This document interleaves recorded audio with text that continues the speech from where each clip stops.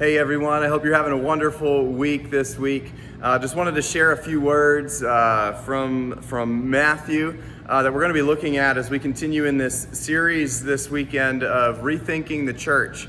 And we're going to be looking at this idea of evangelism, and so we're going to look at Matthew 28, the passage called the Great Commission. You know, you might be familiar with it. This is Matthew 28, 16 to 20. Then the 11 disciples went to Galilee, to the mountain where Jesus had told them to go. When they saw him, they worshipped him, but some doubted. Then Jesus came to them and said, "All authority in heaven and on earth has been given to me. Therefore," this is the part we're going to be looking at, "therefore go and make disciples of all nations, baptizing them in the name of the Father and of the Son and of the Holy Spirit, and teaching them to obey everything I have commanded you. And surely I am with you always to the very end of the age." So there's a couple thoughts in there that we're going to be looking at. You know, the teaching everything I have commanded you, we know that the main thing that Jesus said to go, the number one thing he said for us to do and to teach is to love one another. And what that looks like is going to be different for each of us.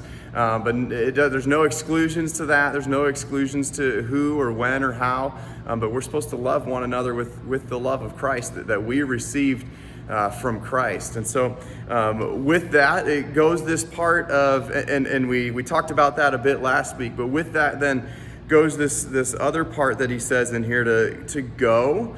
So stop sitting in our buildings, but to go and make disciples of all nations. And so we're going to look at how we do that. And the term evangelism is often given to this space. And the term evangelism is a word that gets uncomfortable for some of us because it means we need to go out and share our testimony, right? We need to talk to people about Jesus, and that gets hard sometimes, especially if we're working or living in an environment where Jesus isn't looked very highly upon. But we have the opportunity to change that viewpoint for people in the way that they see Jesus. And so we're going to look at a couple of tools this weekend, this coming Sunday, that breaks down this idea of evangelism in a way that's not so scary anymore, in a way that's much more just, how we engage life with each other, but also living into the last part of this verse, in verse 20, the last sentence there. He says, "Surely I am with you always to the very end of the age." And we run into and we hold up excuses and questions of, well, what if I get asked questions I don't know, or what if I get stuck in a situation I don't know what to do with? And this last part right here, God's not sending us out on our own. He says, "I am with you always to the very end of the age." And so he's going to provide what we need in those moments. And we don't have to have all the right answers. We don't have to have all the right words. We don't have to do everything exactly right. But and we might even fail in the way we try to share the gospel at times. But don't worry, God's going to give us more opportunities. And he's going to give us the opportunities to continue to lean on him in spaces that we're uncomfortable, but he provides what we need.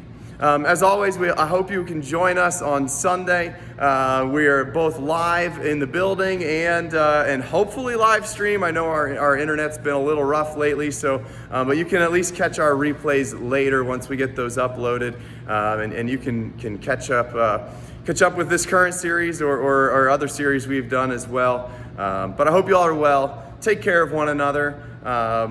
Smile and just treat and engage one another with compassion and with the love of Christ.